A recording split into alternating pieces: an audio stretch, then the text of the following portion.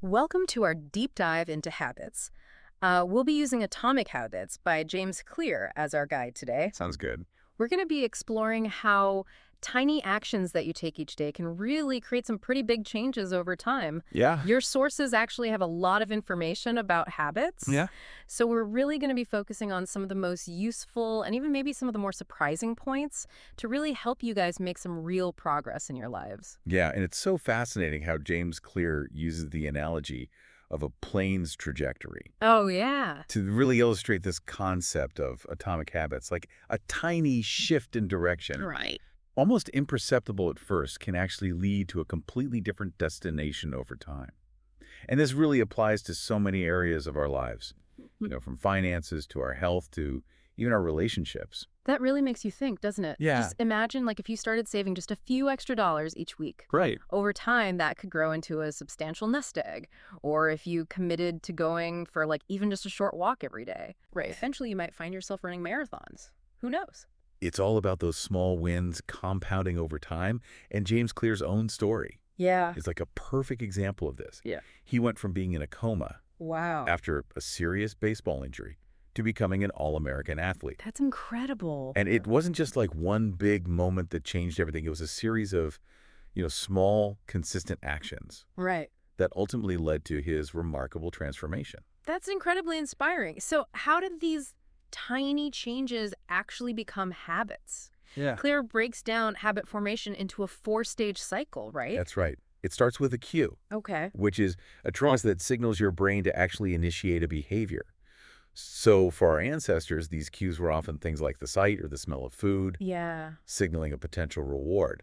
But in today's world, we are bombarded with a constant stream of cues, Right. from notifications on our phones to advertisements on TV, Ugh, yes. all vying for our attention. Yeah. It's like our brains are constantly scanning for those potential rewards, even if they're not really essential for survival anymore. Right. So we see a notification on our phone and we just feel compelled to check it, even if it might be like a distraction from something that is more important. Exactly. And that cue then triggers a craving, Okay. which provides like the motivational force behind our actions. Uh-huh. And it's not just about needing something, it's more about desiring that feeling we get from it. Okay. For example, you don't eat just because you need food. You eat because you crave the taste, Right. the feeling of fullness, Oh. or the social experience of maybe sharing a meal with someone. This is where we get to like the actual habit itself, right? The response to the craving. Yes, the response is the action we take Okay. to satisfy the craving. And it could be anything from grabbing a snack, Uh-huh. checking our email, or, scrolling through social media. All the things. And the final stage of the cycle is the reward. And this is really what reinforces the habit. Yeah. So if the reward is satisfying, we're more likely to repeat that behavior in the future. So the cycle starts with a cue, Right. which triggers a craving, Yeah. leading to a response, and finally a reward that reinforces that whole loop. It keeps it going. Yeah. But a lot of our habits are unconscious, aren't they? We just do them automatically without even thinking about them. So how can Yeah. we start to actually change those ingrained patterns?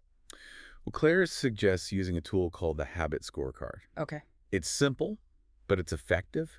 It's a way to really become more aware of your existing habits. And essentially, you just list out all your daily habits, Hmm. and then you categorize them as positive, negative, or neutral. And this helps you to see where you might be unintentionally reinforcing behaviors that aren't serving you. It reminds me of those Japanese train conductors who use point and call to reduce errors. Oh, yeah. They point at a signal and they call out a command. Yeah. And it forces them to be fully present and attentive. It sounds so simple, but it dramatically reduces the mistakes in their incredibly complex system. Exactly. And the Oh. Habit Scorecard is like our own personal point-and-call system And I like that. for our habits. So Mm. it brings those unconscious behaviors Ah. to the surface so we can start to understand and potentially change them. So we've taken inventory of our habits. We've become aware of the cues and rewards that drive them. But how do we actually start changing those ingrained patterns? I imagine our environment plays a big role in that. Yeah, you're right. Our environment shapes our habits far more than we realize. It does. It does. One study actually found that simply rearranging the food layout in a cafeteria Oh, wow. significantly changed people's choices. They were more likely to choose items that were more visible and accessible. So if we want to eat more fruit, for example, We could make sure it's the first thing we see when we open the fridge. Exactly. Or if we're trying to cut back on screen time, we can move our phones and laptops out of sight. Right. It's all about setting ourselves up for success. Exactly. You're making the desired behavior the path of least resistance. Okay. And on the flip side, you can make bad habits harder to engage in by increasing the friction. Okay, so instead of relying solely on willpower, we can strategically design our environment to support the habits that we want to have. Exactly. I love that. And here's another powerful concept that Clear introduces. It's called motivation rituals. And the key here is to shift your focus from succeeding at a habit to simply starting it. So it's not about going for a 30-minute run. It's about putting on your running shoes. Yes. Or if you want to write a book, it's not about finishing an entire chapter. It's just opening your laptop and writing like a single sentence. Precisely. Yeah. That's the 2-minute rule in Like action. unit rule. Okay. Break down any habit into a tiny starting point that takes less than 2 minutes to do. And anybody can do something for 2 minutes. And it can become like a gateway to achieving much bigger goals. It's so empowering to realize that even just the smallest action can create momentum. Speaking of momentum, Clear talks about the Goldilocks rule. He suggests that we're most motivated when working on tasks that are just beyond our current abilities, but not so challenging that we feel completely overwhelmed. It's about finding that sweet spot where we're stretching ourselves, Right. just enough to trigger those flow states. Yeah. But how do we actually know if we're in that sweet spot or if we're stuck in a rut?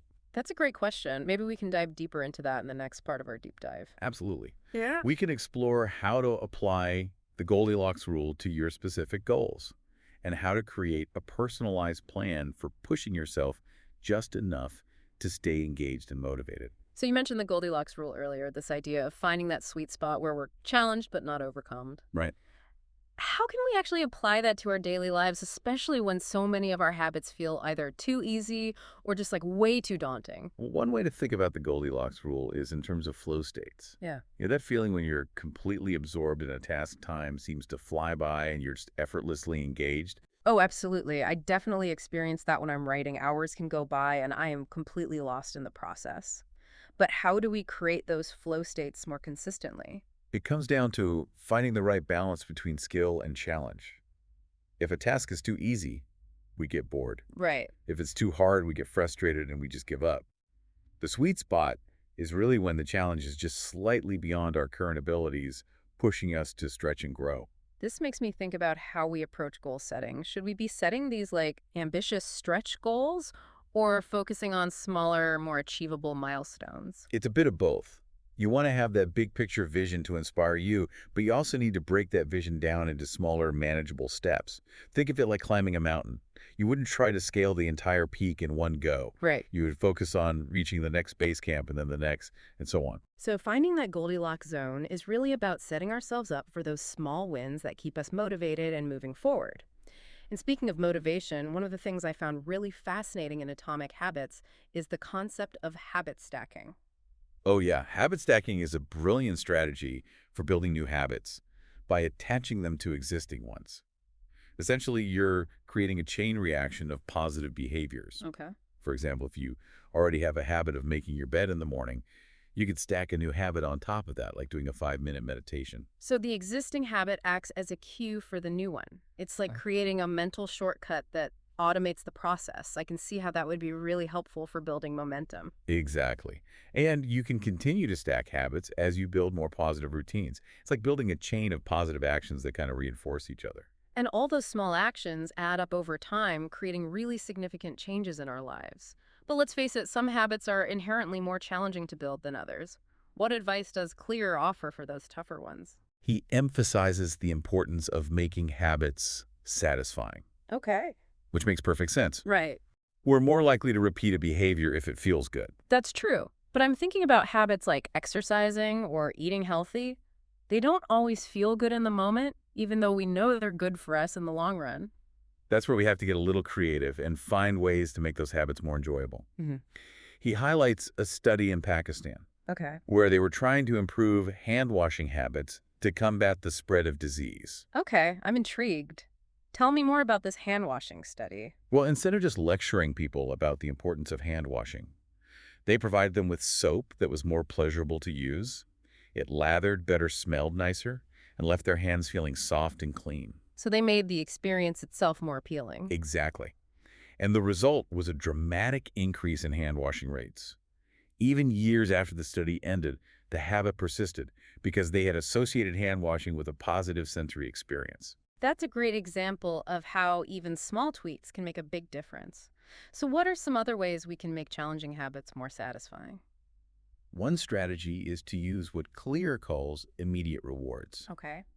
This involves pairing a habit you want to build with something you already enjoy. For example, you could listen to your favorite podcast while you're working out, or you could treat yourself to a relaxing bath after you finish your chores.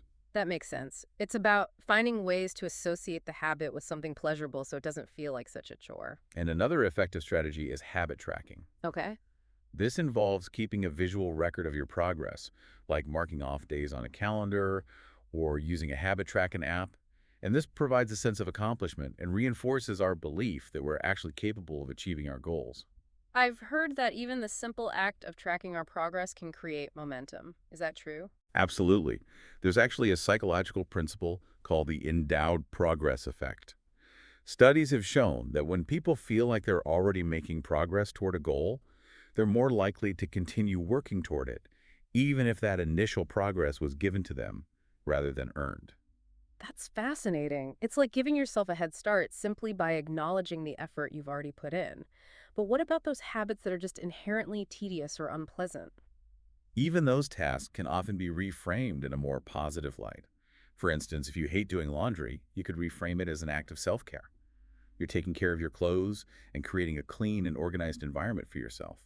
Or if you dread going to the gym, you could focus on the feeling of accomplishment you'll have afterward, or the long-term health benefits you're gaining. It's all about shifting our perspective and finding those positive aspects even in the mundane. But sometimes we need more than just a positive outlook, right? What about accountability? Can that play a role in habit formation? Absolutely. Accountability is a powerful tool for staying on track. Clear suggests using what he calls a habit contract. Okay. This is a written agreement where you outline your desired habit, the consequences of not following through, and an accountability partner who will hold you responsible. So it's like having a friend or a mentor who's there to support you and keep you honest. Exactly. And he shares a great example of this in the book. A guy named Brian Harris was struggling to lose weight. Okay. So he created a habit contract with his wife and his trainer. If he didn't follow through on his diet and exercise plan, he had to pay them money. Wow. That's some serious motivation. I can see how that would help him stay committed. But what if you don't want to put your finances on the line? Are there other ways to create accountability? Absolutely. The key is to find consequences that are meaningful to you. It could involve sharing your progress, publicly donating to a cause you dislike, or simply facing the disappointment of your accountability partner. It's really about finding what works best for you and setting up a system that supports your success. We've covered a lot of ground in this section, from the Goldilocks rule and habit stacking to making habits satisfying and leveraging accountability. What are some of the other key concepts from Atomic Habits that we should explore? Well, Clear talks a lot about the importance of aligning our habits with our natural abilities and inclinations. He uses the fascinating example of Laszlo Polgar and his three daughters who became chess prodigies. This sounds really interesting. Let's dive into that in the next part of our deep dive. You were about to tell me about Laszlo Polgar and his daughters. How did they become chess prodigies? Well, Laszlo had this belief that talent isn't innate. It's developed through deliberate practice. And he kind of set out to prove this theory by raising his daughters to become chess champions. That's a pretty bold experiment. It makes me think about all those debates, nature versus nurture. Did he create some sort of intense training regimen for them? Yeah, he created an environment that really fostered a love of chess. Like their home was filled with chess books and images of famous players, and the girls were homeschooled. They played against each other constantly. So he immersed them in the world of chess, but it sounds like he also made it fun for them. Exactly. He really emphasized enjoyment and celebrated their progress. And the Polgar sisters' success really highlights this whole idea of finding your game, Right. where your natural inclinations align with the skills needed to excel. It's about finding that sweet spot where hard work actually feels more like play. It makes me wonder how we can all find those areas where we have the potential to truly thrive. I'm sure not everyone is meant to be a chess grandmaster. Right. That's where self-awareness comes in. Mm-hmm. Claire suggests paying attention to activities that feel effortless and enjoyable for you. You know, the ones where you kind of lose track of time and enter that state of flow? What are those things that come easily to you that others might find difficult? This reminds me of the Goldilocks rule again. Yeah. It's not just about finding something we enjoy, but also making sure it challenges us enough to keep us engaged and growing. That's a great connection. And once you've found your game, it's about embracing the process. Even the parts that feel kind of tedious or challenging. Remember that elite weightlifting coach Clear mentions in the book? Yeah. He said the difference between the best athletes and everyone else often comes down to who can handle the boredom of training day after day. It's a good reality check. Success isn't always glamorous. It's often about showing up consistently and putting in the work, even when you don't feel like it. Exactly. And one way to cultivate that discipline is to focus on building our identity as someone who embodies our desired habits. Mm. If you want to be a writer, start thinking of yourself as a writer. Right. If you want to be a runner, embrace that identity. So it's not just about changing our actions, it's about changing how we see ourselves. Our habits become a reflection of who we believe we are. That's a powerful insight. And Clear actually offers some practical tips for shifting our identity, like using affirmations surrounding ourselves with supportive people, and really proving our new identity to ourselves through our actions. It's like a positive feedback loop. Right. Our actions reinforce our beliefs, and our beliefs then shape our future actions. It all starts with those small changes, those atomic habits that gradually create the person we want to become. Yeah, Atomic Habits is ultimately a guide to becoming the best version of yourself, Yeah. one small habit at a time. It's been such a fascinating deep dive. So as we wrap up, what's the one key takeaway you hope our listener will remember from all of this? Habits are the compound interest of self-improvement. Small changes consistently applied can create remarkable results over time. That's a perfect way to put it. To our listener, we encourage you to embrace the power of atomic habits. Start small, stay consistent, and watch as those tiny changes transform your life in ways you never thought possible. Remember, the journey of 1,000 miles begins with a single step. Thanks for joining us on this deep dive into atomic habits. We hope you found it insightful and inspiring. Until next time, keep learning, keep growing, and keep diving deep.